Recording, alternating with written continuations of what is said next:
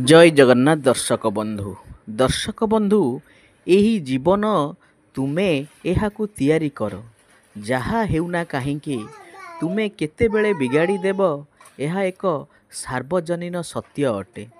କିନ୍ତୁ ଭଲ କଥା ହେଉଛି ତୁମେ ଏହାକୁ କିପରି ବିଗାଡ଼ିବ ତାହା ନିଷ୍ପତ୍ତି ନେବାକୁ ପାଇବ।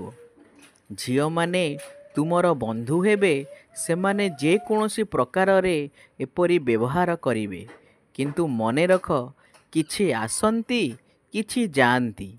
ଯେଉଁମାନେ ସବୁକିଛି ସମୟରେ ତୁମ ସହିତ ରୁହନ୍ତି, ସେମାନେ ତୁମର ପ୍ରକୃତ ଭଲ ବନ୍ଧୁ ଅଟନ୍ତି। ସେମାନଙ୍କୁ ଛାଡ଼ି ଦିଅ ନାହିଁ। ଏହା ମଧ୍ୟ ମନେ ରଖ, ଭଉଣୀମାନେ ଦୁନିଆର ସବୁଠାରୁ ଭଲ ବନ୍ଧୁ ହୋଇଯାଆନ୍ତି। ପ୍ରେମିକମାନଙ୍କ ପାଇଁ ଭଲ, ସେମାନେ ମଧ୍ୟ ଆସିବେ ଏବଂ ଯିବେ। ଏବଂ ପ୍ରିୟ, ମୁଁ ଏହା କହିବାକୁ ଘୃଣା କରେ, ସେମାନଙ୍କ ମଧ୍ୟରୁ ଅଧିକାଂଶ ପ୍ରକୃତରେ ସେମାନେ ସମସ୍ତେ ତୁମର ହୃଦୟ ଭାଙ୍ଗିଦେବେ।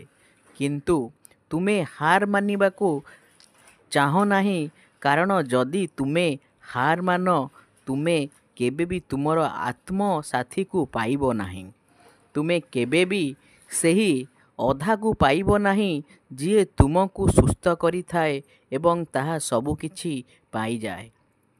କେବଳ କାରଣ ତୁମେ ଥରେ ବିଫଳ ହୁଅ, ଏହାର ଅର୍ଥ ନୁହେଁ ଯେ ତୁମେ ସବୁକିଛିରେ ବିଫଳ ହେବ। ଚେଷ୍ଟା କରିଚାଲ, ଧରି ରଖ ଏବଂ ସବୁବେଳେ ସବୁବେଳେ ସବୁବେଳେ ନିଜ ଉପରେ ବିଶ୍ୱାସ ରଖ।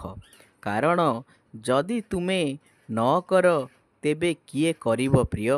ତେଣୁ ତୁମର ମୁଣ୍ଡକୁ ଉଚ୍ଚ ରଖ, ତୁମର ଥଣ୍ଟକୁ ଉପରକୁ ରଖ ଏବଂ ସବୁଠାରୁ ଗୁରୁତ୍ୱପୂର୍ଣ୍ଣ କଥା ହେଉଛି ହସୁଥାଅ। କାରଣ ଜୀବନ ଏକ ସୁନ୍ଦର ଜିନିଷ ଏବଂ ଏଥିରେ ହସିବା ପାଇଁ ବହୁତ କିଛି ରହିଛି। ଜୟ ଜଗନ୍ନାଥ।